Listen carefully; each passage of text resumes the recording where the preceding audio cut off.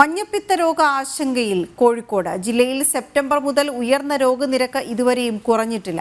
പ്രതിരോധ പ്രവർത്തനങ്ങളിൽ ആരോഗ്യവകുപ്പിന്റെ ഭാഗത്തു നിന്ന് വീഴ്ച ഉണ്ടായി എന്ന വിമർശനം ശക്തമാവുകയാണ്. ഈ മാസത്തെ ആദ്യ ആഴ്ചയിൽ മാത്രം 54 പേർക്കാണ് ജില്ലയിൽ മഞ്ഞപ്പിത്തം സ്ഥിരീകരിച്ചത്. രോഗലക്ഷണങ്ങൾ ഉണ്ടാവുകയും ലാബ് പരിശോധന നടത്താത്തതുമായ രോഗികൾ ഇതിന്റെ 4 ഇരട്ടി വരുമെന്നാണ് വിലയിരുത്തൽ. മെഡിക്കൽ കോളേജ് ആശുപത്രിയിൽ മാത്രം 5-ലധികം പേരാണ് ഇപ്പോൾ ചികിത്സയിലുള്ളത്. കോർപ്പറേഷൻ പരിധിയിലും വിവിധ പഞ്ചായത്തുകളിലുമായി കഴിഞ്ഞ മാസം ആദ്യം മുതലാണ് രോഗം വ്യാപകമായി റിപ്പോർട്ട് ചെയ്തത്. മഴക്കാലപൂർവ്വ ശുചീകരണമടക്കം താളം തെറ്റിയതാണ് ഇതിന് കാരണമെന്ന വിമർശനം ശക്തമായിരുന്നു. ജലസ്രോതസ്സുകളുടെ സാമ്പിളുകൾ പരിശോധിക്കുകയും ഭക്ഷണപാനീയങ്ങൾ വിൽക്കുന്ന കടകളിലടക്കം പരിശോധനകൾ നടന്നിരുന്നു. എന്നാൽ ഇപ്പോൾ പരിശോധന കാര്യക്ഷമമല്ലെന്ന വിമർശനവും ഉയരുകയാണ്.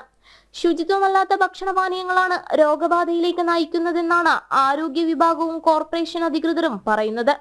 എന്നാൽ അധികൃതരുടെ ഭാഗത്തു നിന്ന് നടക്കുന്ന പരിശോധനകൾ പ്രഹസനമെന്നാണ് വിലയിരുത്തൽ. ജനങ്ങളുടെ ആശങ്ക പരിഹരിക്കാൻ അടിയന്തര നടപടി വേണമെന്ന ആവശ്യവും ശക്തമാണ്. ജനം, കോഴിക്കോട്.